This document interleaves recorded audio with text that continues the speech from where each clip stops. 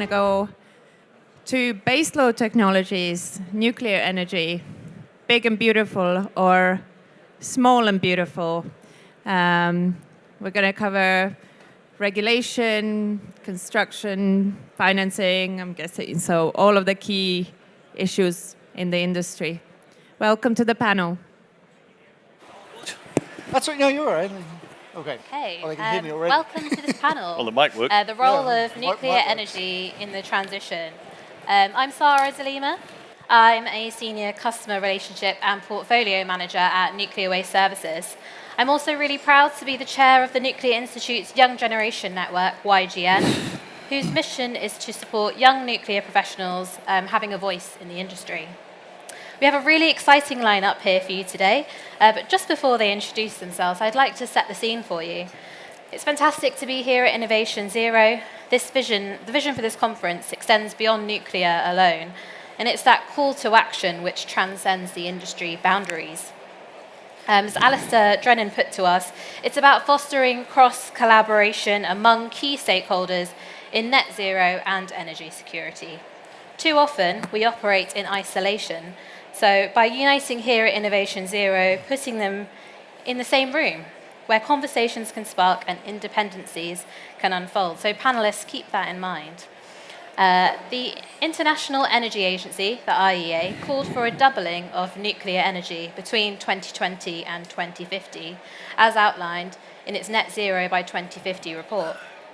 It underscores the pivotal role of nuclear energy in achieving a sustainable future. Today, we celebrate the strides made by nuclear energy, including the progress since the launch of Great British Nuclear, GBN, but also its collaboration within and cross sectors. I'd like to remind you that you can provide some questions through the Slido. The QR code is there on the screens. So let's hear from our panelists about the role of nuclear energy in the transition. If we can start with Rich, if you can give us an introduction to yourself, your company, and your part within the energy sector. Okay. So my name's Rich Deakin. I'm the Programme Director for the UK SMR programme. So for most people in the room, they will have heard of the Rolls-Royce SMR. Effectively, on behalf of government, I manage, curate, steward, and lead that investment into the Rolls-Royce SMR. So I'm essentially their major investor at this point in time. Long background in nuclear. I've been privileged enough to lead organisations that have delivered nuclear projects in the UK, the US, and a little bit in Japan, mainly around fuel plants, and some major programs. And I've been program director for small nuclear companies in the US as well.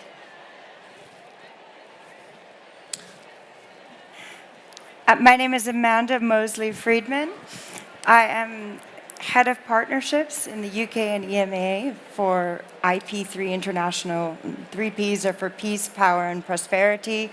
We were founded in the United States by former national security leaders who saw a gap in the energy market and the threats marching towards us with Russia and China and their state-owned energy enterprises. My background, unlike Rich, is not in nuclear. I have always been in partnerships, initially in publishing, so I come from a messaging and communication and storytelling background. I moved from publishing into emerging markets. I spent a year working for the government of Rwanda in situ, advising on investment, attraction, and facilitation, which led me into a conversation about energy with the CEO of IP3, and I'm delighted to be with all of you today. And I'm Michael Drury, so I'm part of Terra Praxis, which is an organisation that's looking at repowering fossil-fueled industries. So things like repowering coal, repowering gas plants, repowering maritime, using nuclear energy. I work for their consultancy division, which is Lucid Catalyst, as their managing director. And my background was, well, I used to be part of setting up some reactor development companies that we see today. Was working with Richard on UKSMR. I used to work for the National Nuclear Laboratory in the UK, representing UK government on advanced modular reactors and small modular reactors. And I've worked on shaping policy and developing policy for reactors and also on the economics and deployment scenarios for research and development, etc.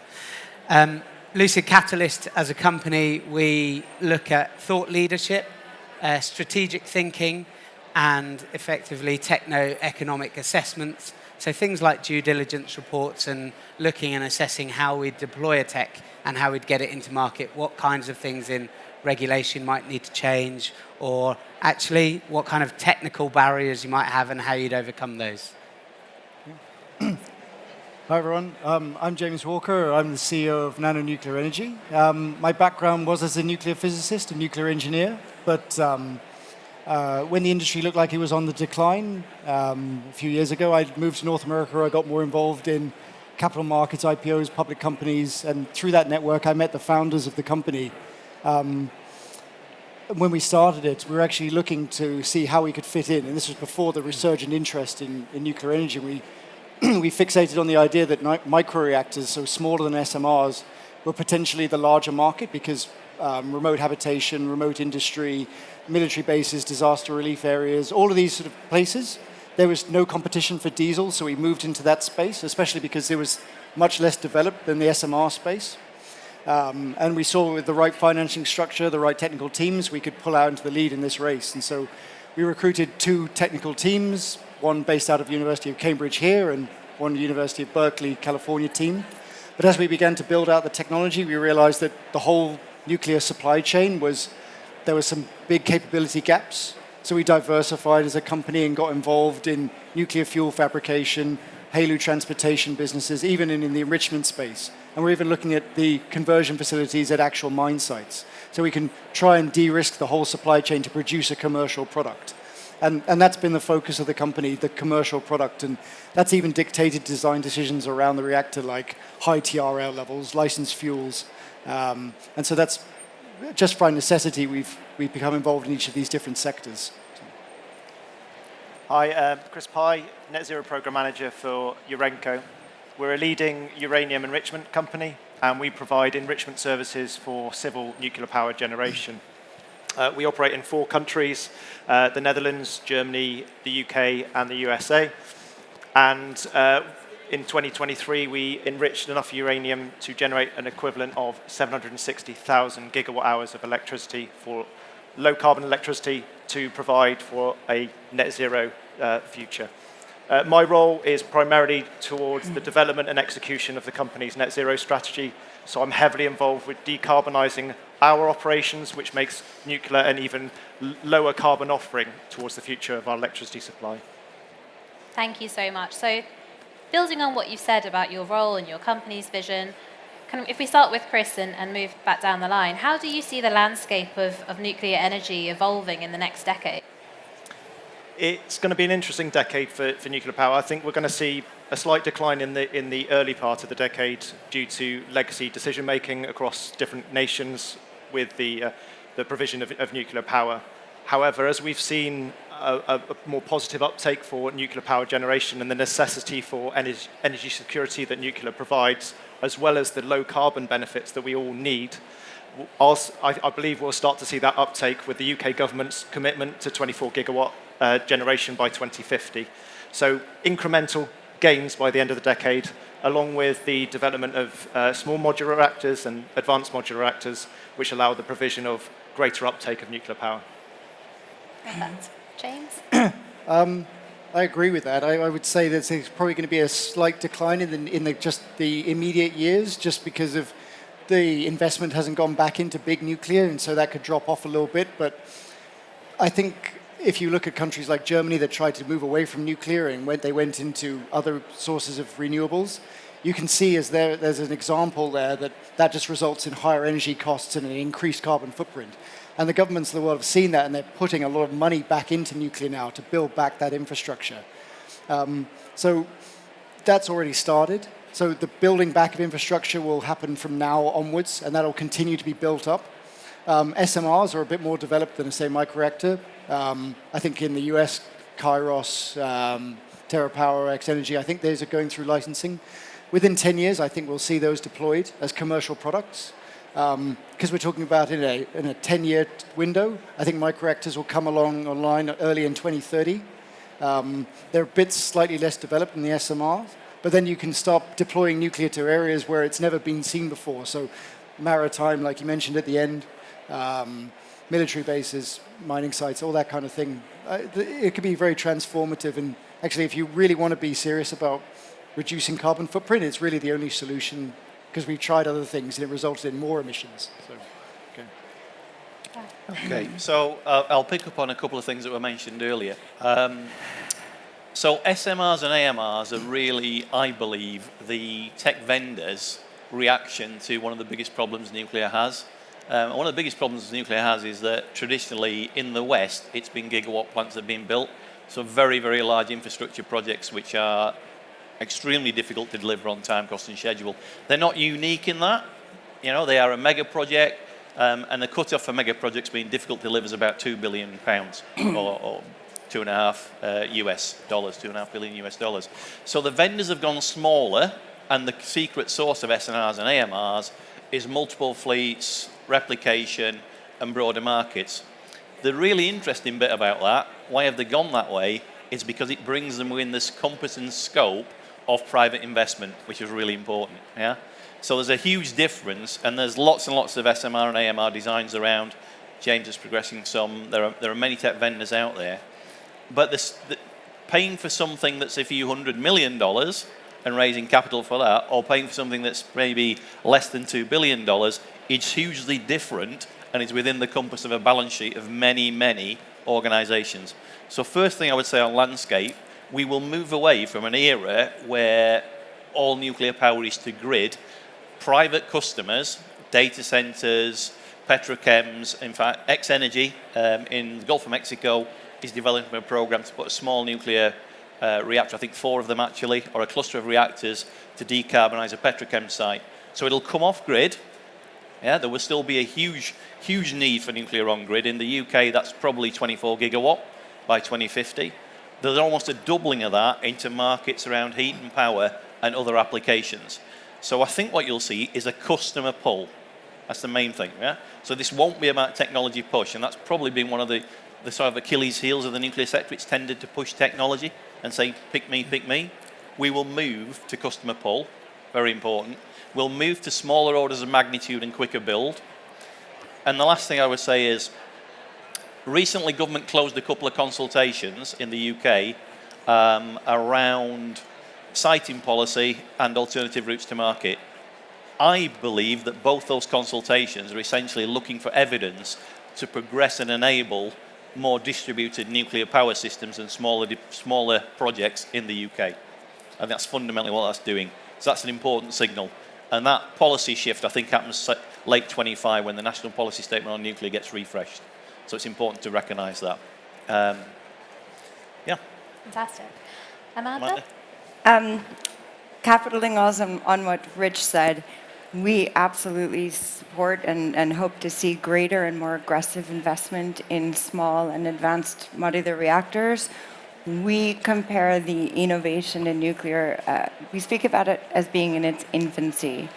If we think 30 years ago about the mainframe computer, today we have the iPhone and everything the iPhone can do for us. We are, as a development company and also as national security experts, incredibly drawn to the value of flipping the grid relationship and what we call power to the off-taker.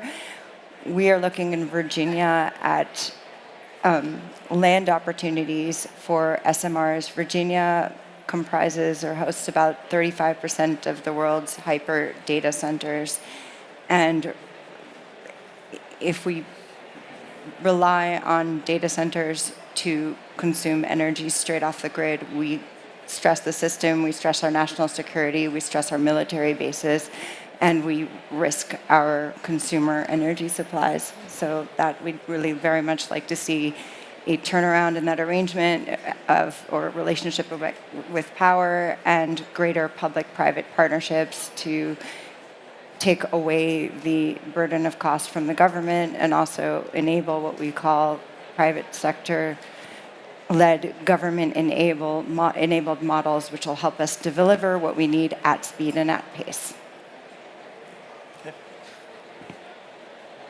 So, following on from lots of other people's thoughts, what would I see in the next few years? Well, I think the point that Rich said of, there's other customers that are coming on board. Well, as a not-for-profit, we get an opportunity to work with a lot of different customers, and they're all looking at nuclear technology. You might not talk about it in public domain, you might not know about it until it's actually deployed. But what they're looking for is very different from what we already do today. Nuclear today, in everybody's kind of thinking, was large-scale grid connection, baseload electricity. That's what nuclear was. That's not going to be nuclear tomorrow. And I don't mean tomorrow in 2030. I mean, some of these customers want the stuff. Can I have it now? My project, my data center is going to be built in 2 years. So there's challenges of how do you deploy nuclear in 2 years? What are you going to do to move towards that in the future? So if we want to set up, what's it look like in 10 years, 2030? Is it just gigawatt scale? Is it just small modular reactors? Is it just micro reactors that are built in a factory and can be deployed on plant? Or is it getting it even further down into micro reactors, into nanoscale, in James's terminology, reactors? How do we get to that market? And that's what the customers are looking for. So as Rich was saying, there's a technology push, and there's a lot of this. But actually, there's a need for understanding what's the market actually need. A data center, 2 years to deploy. How are you going to do that? Economics that match. How are you going to make the economics match? How are you going to scale bit by bit? So as the data centers grow, how do you match that scaling with nuclear? Can't just put a big power station down for a gigafactory. You're going to have to think about scaling along that journey as well. These are the challenges that the industry is going to face, which means we're going to see change in regulation. And I don't just mean for nuclear today, but where's nuclear deployed? We said it's lots of different customers and different base. Well, that means how do we put a new regulatory process in for maritime if you're going to deploy it in maritime? How are you going to get a new regulatory process in for deploying on an industrial site for cogeneration?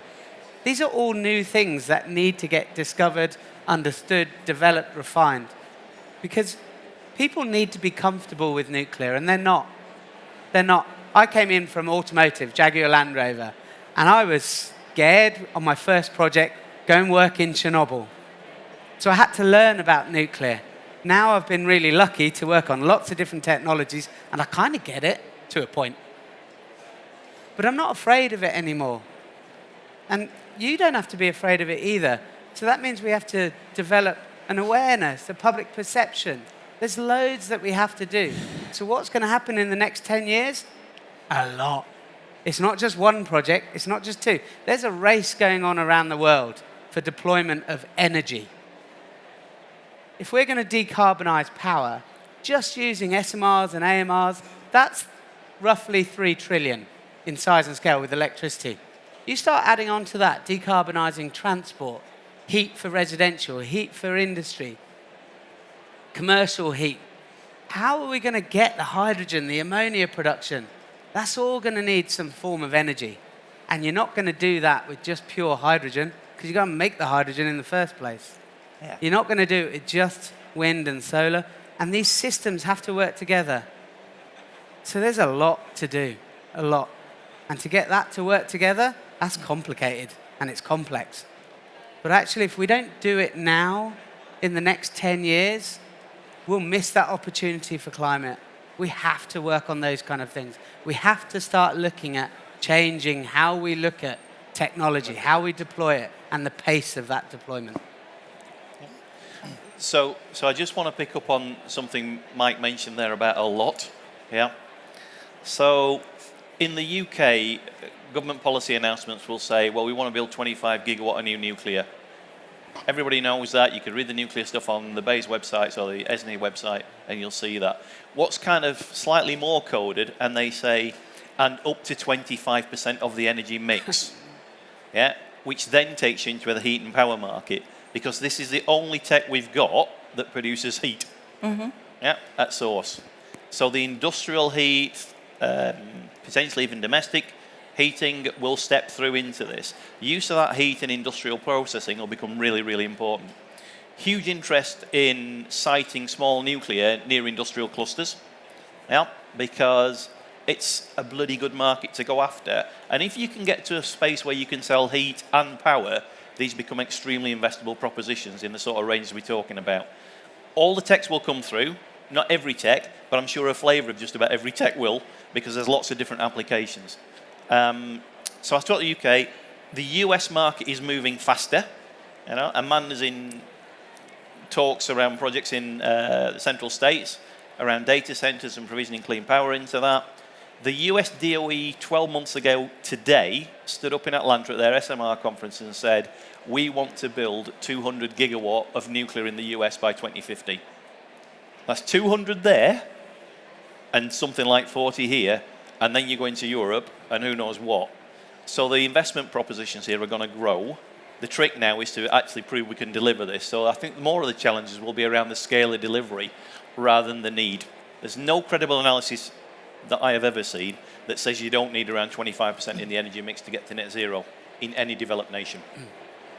Fantastic responses, and we heard there about some of the challenges. I think we'll come back to that at the end, so just keep that in mind. James, maybe we can come back to you and talk a little bit about innovative technologies, specifically your company, and how sort of nuclear innovations have played a really pivotal role in achieving net zero emissions while ensuring energy security. So how is nuclear technology doing that? How is it innovative to tackle? Well, when we started actually in the company, and we were looking at the market that we could place in, and we've touched on quite a lot of places in the industry where nuclear could deploy. And as you mentioned, process heat for industry, that's massive. You could decarbonize chemical facilities, processing sites, all sorts of things like that. But when we were looking at it, we realized that actually in the microreactor market, if we could make these things that were transportable, and we could transport them by road or ship or by train anywhere in the world, then you opened up all sorts of opportunities where nuclear had never been seen before. So combined with that is that you have to be fairly innovative with how you produce a commercial product for industry. So it's got to be cost competitive, but the advantage is if you're competing with remote diesel, then it's expensive to bring that in on a daily basis. So you've got an advantage there to begin with. But if it has to fit within an ISO container, you do need innovative fuel. So HALEU fuel, we're enriched up to that 20%. There's no licensed reactor currently deployed that utilizes HALEU fuel in a commercial setting. And then if you need that power density, what coolant are you going to be using? So there's all these different considerations. However, you can't be too innovative, because even though innovation can sell to a bank and you can attract investment from VCs, from funds by being very innovative, actually when it comes to being practical about a commercial product, you actually want to go high TRL level, like licensed fuels, that kind of thing, because even getting a new fuel licensed could add 10 years onto your lifetime to actually get that reactor out to the commercial level. So you have to balance innovation against practicality of actually getting a reactor into the market. So you can start innovative, and a lot of these designs that we saw in microreactors or SMRs, they were sort of built in a lab setting where they operate perfectly, and they're in an ideal world, you could get these out the door. But as soon as you go to licensing, where's the data set? Where's the data to support your information? And that could just end your career right there. You might never get a commercial product out. So it's difficult to actually get an innovative project out the door to address new markets while sticking to high TRL levels and off-the-shelf components. So there's that balance there. And if you don't take that into account, in combined with what's been regulatory approved before, you're just not going to get a commercial product out the door. So obviously we've tried to do that. We've tried to balance it. And we've had reasonable success, but it's still going to need some flexibility with the regulators, because it is going to be new systems with different fuel enrichment levels, different coolants, that kind of thing. But again, as much as you can stick towards information and technology with that historic data set, you'll do better in the long run. Yeah. Thanks, James. And Chris, would you like to add to that in terms of how nuclear innovation could also play a role in achieving net zero emission? Yeah, absolutely. I think been touching on the kind of deployment technologies, the SMRs, the EMEAs, which allow a diverse electricity generation mix that we need. Because it's important to remember, there is no one-size solution fits all to net zero. We need a diverse solution pool to enable the electricity grid to be dynamic enough to supply electricity to all of our population's needs. And that's very important. So SMRs will enable that rollout to be greater and to far-reaching, which is very important. But the point on advanced fuels is one that Urenco takes very seriously, and we'll play a part with that. And the advanced fuels will make the existing reactor fleet more efficient, utilize the fuel better to provide the electricity generation and make it more carbon efficient again. And that's one that we will respond to with the market drivers. So when the market is there, we are able to invest correctly in that infrastructure and drive forward. And just one final point on the innovation, it doesn't stop at the generation technology that we look at as well. Urenco has invested in a consortium recently to look at hydrogen storage alongside nuclear technology, and that will enable a further reach out of low carbon technology for the solutions that we know we got, the challenges we've got in the future as well. Thanks, Chris. And it's interesting to hear each person's different perspective on innovation and what that means. Definitely means something different to everyone. I am going to move us on in the interest of time, but Mike, maybe if we come to you and move down the line and just talk a little bit about the public's views. So for me as a nuclear advocate, it's really clear why nuclear plays a really vital role in the energy mix, but it's fair to say that nuclear energy has often faced public skepticism. How do we sway away from public sentiment to reduce that skepticism? It's a really tricky one to answer because there's no one solution. We did a public perception piece when I was working in government, which looked at 3 non-nuclear towns and what they thought about nuclear and how to deploy it. And when we talked to each of those towns, there was about 90 people, I think, that were kind of part of that. It was a 6-month program, and we kind of developed their knowledge and awareness of nuclear. At the beginning, there was a lot that were kind of on the fence or not really sure I support nuclear, not in my backyard. And towards the end, nearly everybody was, why are we not looking at these technologies? Why are we not investing the time and effort into it? So for me, I think there's a bit about education, and that's one specific example. Another example is my daughter. She's 13 years old. She's fairly switched on. She likes everything to do with climate because most kids her age and the girls in her school all talk about climate. They understand climate, and they go, oh, nuclear, that's dirty. Daddy, don't you work for nuclear? I'm like, yeah, I do, yeah. And I said, why do you think it's dirty? And he said, well, that's what, there's the waste. And didn't it make bombs? And that's what everybody always talks about. That's the first impression that nuclear has. And as an industry, we find it difficult to talk to non-nuclear people. We don't get in front of them. We don't explain to them that, actually, daughter, to me, that smoke detector's got nuclear in it, and it's protecting you. It's basically a tiny little nuclear reactor. It's got americium. Those bananas that you eat, they're full of radiation. In fact, I'm radiation. I've got radiation. We live on a radon field. We've got loads of radiation around us. We talk about nuclear and we go, there's an accident. Fukushima, don't get me wrong, it's a bad accident, not trying to say it's not. But we talk about it and we look at the dose rates that come off of that, and we don't compare it in a comparative way. We don't look at it and go, well, actually, Stockholm, Rome, coast of Portugal all have the same levels of dose. Our perception of nuclear is founded on people's early understanding of nuclear, why it was being generated, what it was being generated for. You go and watch some of the videos in the 1950s, you'll see a priest talking about nuclear. The God-given right of nuclear, and look at what it could do. It could save us in medicines and healthcare and cancer treatments. This is back in the 1950s. Now, we think of Homer Simpson, we think of green drums, Yep. yeah, we think of Hiroshima. I'm not saying those things didn't happen. What I am saying is, actually, do we really understand what that risk profile is, and do we understand it in a fair and consistent way? When we deploy a technology, are we able to keep it safe? Yes, we have done. We do. We continually do. But we overprice everything we do as a result of that.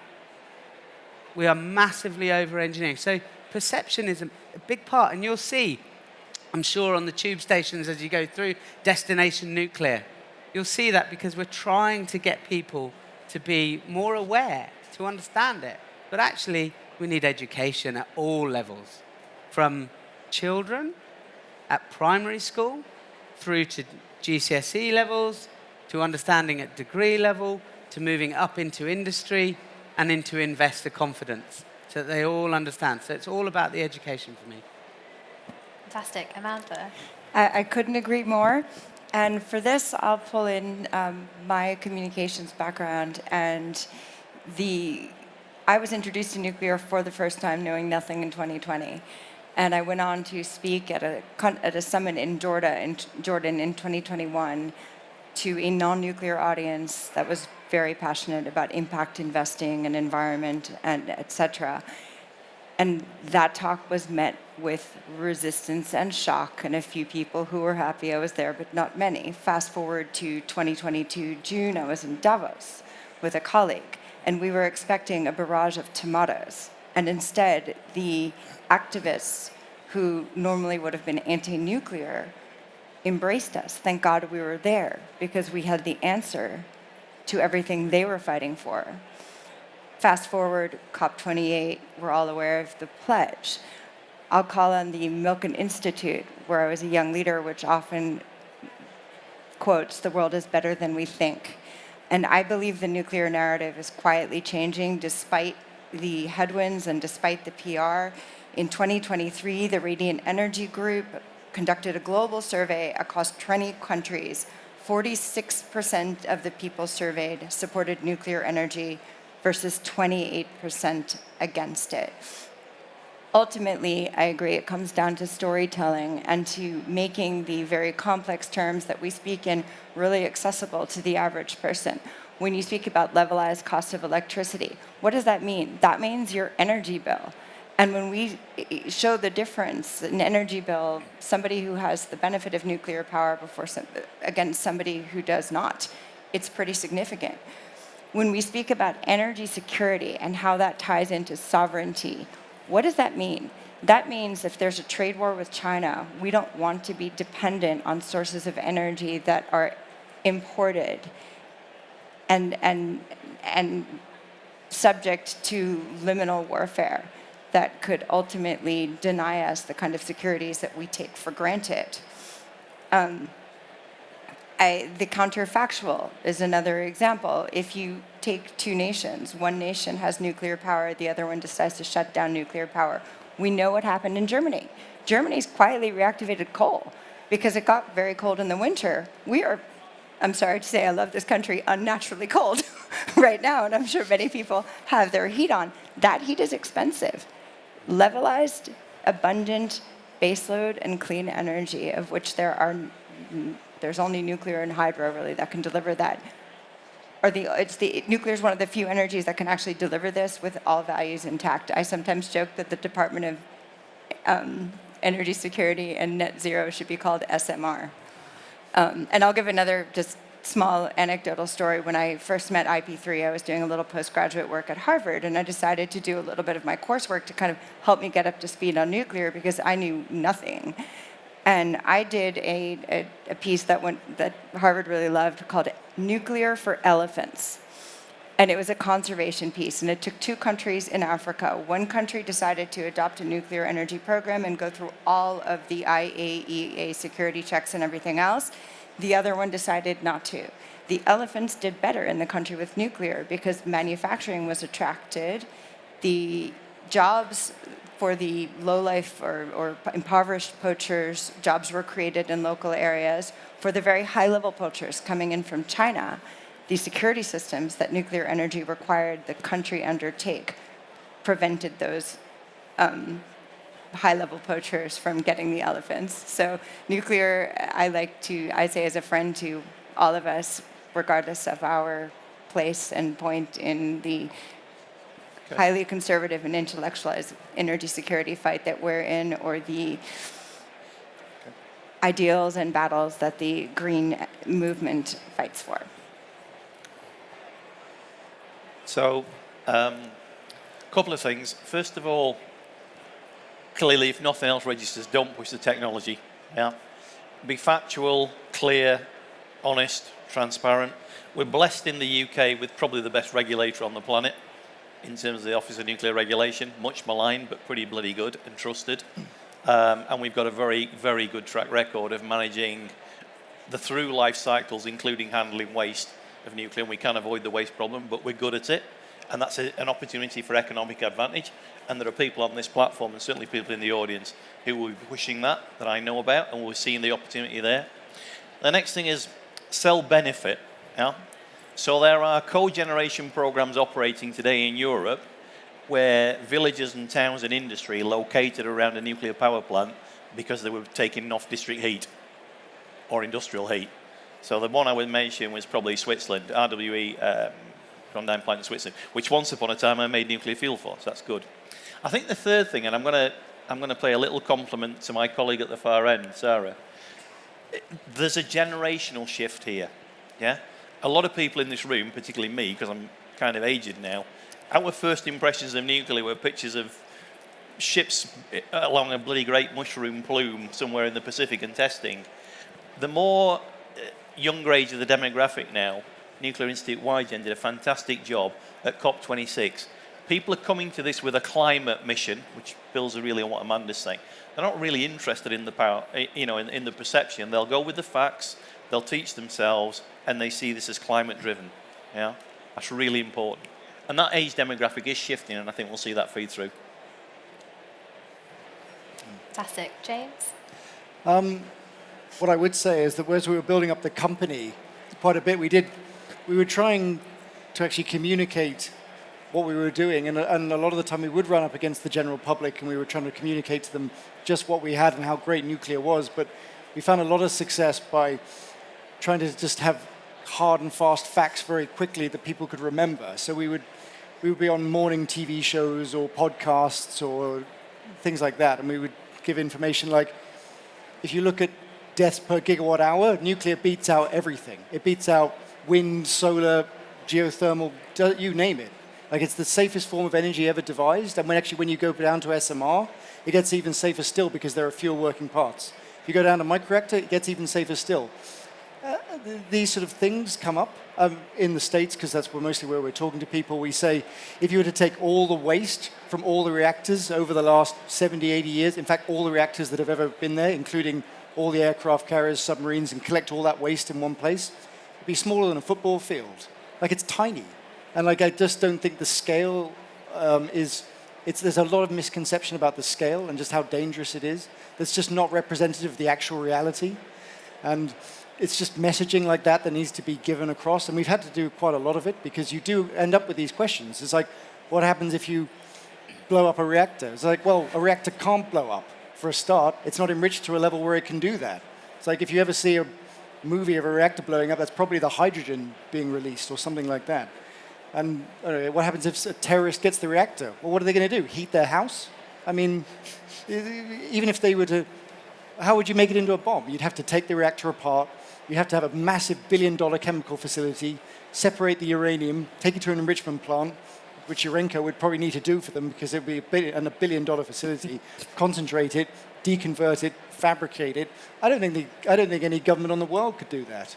So it's just stuff like that you think, a lot of the concerns are misplaced and don't have any real place in reality. But if you can just get that kind of messaging across, a lot of these concerns would go away, and you could actually realize that it's the safest form of energy, still the cleanest form of energy. Actually, it could even be the cheapest form of energy in the world, if, just going by the laws of physics alone, if there was less of a regulatory process and high upfront capital costs and associated financing. Once you solve that problem, theoretically, it should be the cheapest form of energy in the world as well. Just by. Fantastic. Chris, would you like to add anything? Yeah, absolutely. I think there's a couple of fundamental points, really. The fact that nuclear provides energy security and energy stability for markets across the world, which, is, as we've seen in recent years, is something that causes a lot of stress for individuals for many different reasons. So that in itself should be playing into the fact that nuclear is a part of the solution for net zero going forward. But also the fact is that climate change is affecting the world now.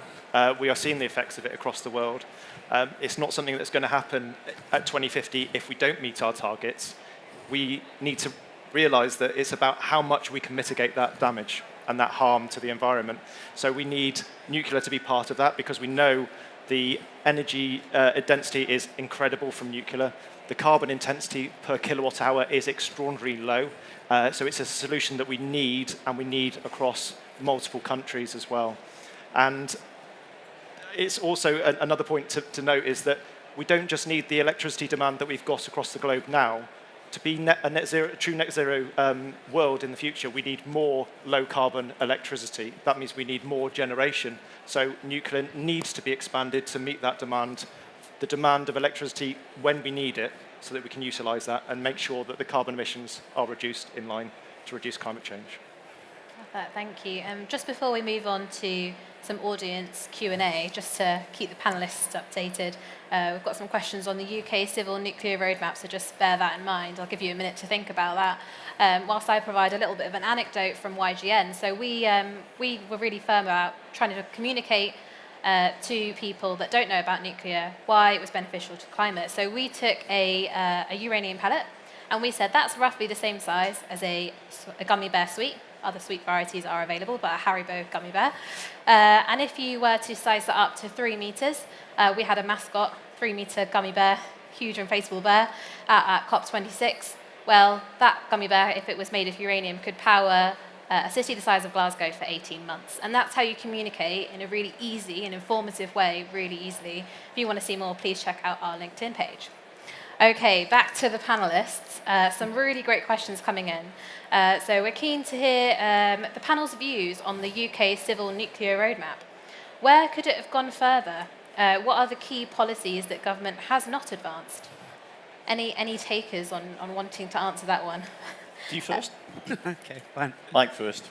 So I think if we're going to deploy nuclear fast, there's a few things we need to do beyond what's in the roadmap. The roadmap is size and scale. We said we don't need to worry about. The scale is there, but the roadmap points at 24 gigawatt of grid application. That's not going to solve the need. The need is 18% is power, electricity grid, and 82% is industrial. So how are we going to get that 82%? Grid is only part of the problem, and it's a very small part of that problem, a fifth, right? So we need to make the roadmap bigger and make people understand government gets it and there's a route forward. If you can get it there, then get it there. We also need to have the things in place that allow the technology to develop. So what do I mean by that? It's very good that we have some nuclear supported and pushed through. But actually, if we're going to develop new solutions for new markets, and there's a lot of markets to apply to, actually we need technologies across the board. And the size and scale of that market is huge. We replace diesel generators in the UK alone. That's 10,000 diesel generators to replace. What's going to do that? How do we do that? So what nuclear technology, if we were to deploy nuclear, would be looking at that? It's not even identified in the roadmap that we need to look at it. You know, if we want to have the regulatory processes in place to allow us to develop the technology, how do we improve our regulation? And the regulatory process that's identified in the roadmap is, let's take GDA and we'll reduce it from 5 years to 4 years to 3 years. We're doing a great job, guys. And then we're going to have a development consent order process, and then we're going to have a licensing process that marries up. Still gives us 8 years, maybe, Rich, at best, about that, 8 years. You know, we've got to move away from that. If we're going to speed up deployment, I mean, show your hands if you actually care about net zero. I'm pretty sure all of you are going to put your hand up. Right, there's one person who hasn't got a hand up. Oh, let's change your mind, pointed it out. Right, so we all care about these things. If we're going to deploy it, The roadmap needs to show how we can support innovation at pace. All of the tech companies can develop technology, great. Not all of them will deploy it. Not all of them will be investable, and they have to demonstrate the economics of whatever they're doing works with the consumers and the customers. If we focus purely on a grid, that doesn't work for everyone. And there's a big market, as James was saying, beyond just grid connections, private power purchase agreements, industrial applications. We have to make sure that the roadmap enables all, and it's missing a lot. And I don't just mean on the points I said there. There's a myriad of points. But we have to go through it with a view of what's the real demand and problem, and how are we going to address that? And therefore, in the roadmap, what are the things we need to put in place? What are the steps in regulation that needs changing to support that journey? Rather than, I've got a potential direction, let's put the roadmap for that. We're not actually thinking of the system requirements. How do we integrate all the systems? You know, how do we look at our grid infrastructure and support that when we come offline with localized power for an industrial user, or even a prison, or a university? You know, all of those things, they're not even talked about in the roadmap. So, first of all, I'll say it's a pretty good document, in fairness. But it's built on a central premise that government will control and be the procurement agent for most nuclear in the UK going forward, at least for a period of time. So there's a lovely phrase in there which is really quite important. It says every 5 years they will look to permission between 3 and 5 gigawatt of nuclear new build. So the 5 years is important because what that points to, and this is a bit of code this, from a guy that's worked in government but isn't a civil servant now, my own views, yeah. It points to really the spending review cycle and the parliamentary cycles. Yeah, so that's a fundamental flaw in the route map because it assumes that government has to be the procurement agent. And in fairness, if you're taking a huge gigawatt model, it has to be because things like Hinkley Point C have to be fundamentally backed by the state and created a different market mechanism, be it a RAB or a CFD, to get there. So that's the fundamental thing that for me is missing. It should say more, and we need to say more, about a parallel track of allowing private investors and private developers to go forward. Because if we're going to get, crikey, if it's 40 gigawatt of nuclear new build in the UK, we're probably talking about 60 reactor plants of some type, or minimum, by 2050. And you can pick any range of text there and pick a middle number. That's an awful lot of stuff, right? That's an awful lot of assets to build. There is no way on any conceivable way I can see the UK government funding that. Just not going to happen. Yeah. Meanwhile, we've got people like Amanda who are talking to investors who say we are ready to bring several hundred million into the UK, and the UK going, well, we're not quite ready yet. Nonsense. Find a way to be ready, which plays to my point, really. We have to enable the twin tracks, yeah? And I spend a lot of my time talking twin track investment. And this is why, Rich, this is why we've had the alternative routes to market consultation that came out. It's basically, they've gone, oh, yeah, we missed a load of things in the roadmap. Let's do another consultation on this so that we can get the information, because a lot of people basically turned around and went, hang on, you've missed a point here. And now, hopefully, those things will develop and move forward. Fabulous. Right, we've got about 4 minutes left of the panel, so I just want to finish on a final question, so just prepare yourselves. At COP28, nations made a landmark commitment. We agreed to triple nuclear energy capacity, signalling a massive shift towards cleaner, low-carbon energy power sources. So reflecting on the last question, we discussed the landscape of nuclear energy, where we see it evolving. How do we move the dial on delivery? How do we do that when we have the challenges we have as an industry? How do we overcome that and meet rising political ambitions and heightened expectations? A difficult question. Let's see if we can answer it in 3 minutes. Chris? Yes. I think it's a necessary challenge to meet because of the many reasons that we need to reduce emissions, we need to get there. The fact is that the rollout is going to be extremely challenging to do, and I think that the important thing with all net zero challenges is the time span seems in the distance, but we need to make action now. So we need to get the progress going today and not wait for the tomorrow thinking we've got the time to do it. So it's just about making sure we embark on the journey and the actions as soon as possible because of the time delay that's going to take to get them in action. Absolutely. James? I'd say the best thing they could do for nuclear to make sure it could deploy much more readily would be a more applicable regulatory framework for assessment for licensing. And the reason I say that is that nuclear should be cheap and it's expensive, but it's actually the paperwork that's expensive. And like that's what creates your capital cost, which creates your financing costs. If you could actually have a much more fluid regulatory process for licensing these things, the capital cost would go way down, and then it would be way more appealing. And as soon as something gets cheaper, it's going to be deployed way more readily and way more quickly.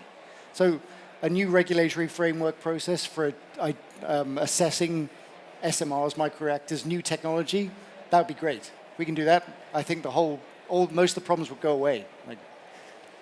So I've been banged on about it quite a bit. If you take nothing else away from this panel, for God's sake, take away we need a parallel route. Private investors, small private development companies deploying nuclear in whatever concept really will start to shift the dial because they will not wait for spending review cycles and political elections. They'll go because it's a race to market and it's a huge market. So that's really important.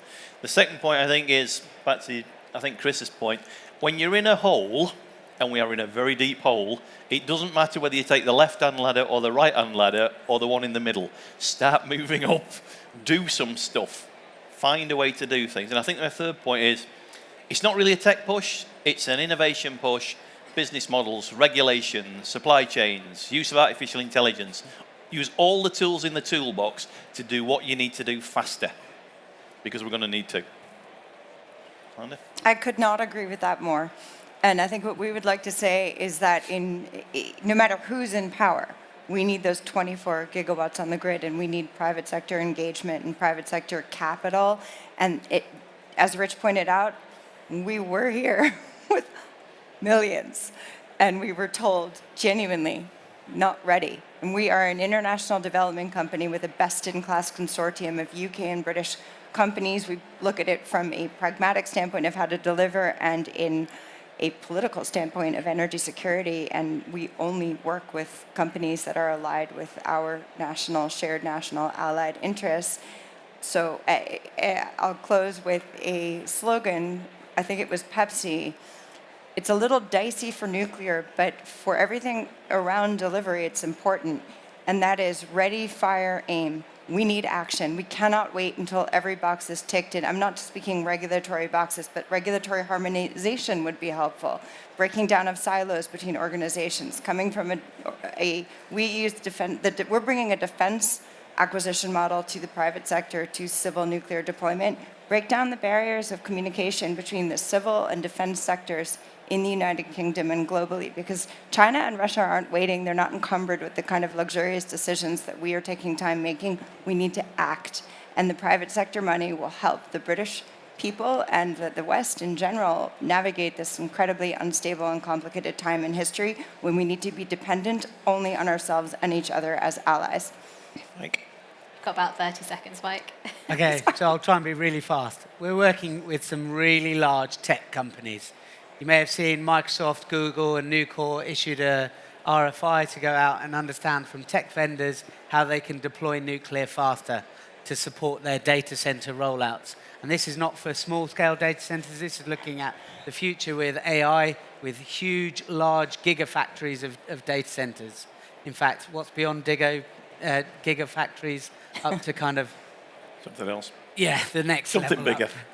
So for me, the key thing that we need to be looking at is pace. And it goes back to the thing that Rich was saying with innovation. It's right across the board. How do we get that innovation in to focus on pace? Nuclear deployment, product development.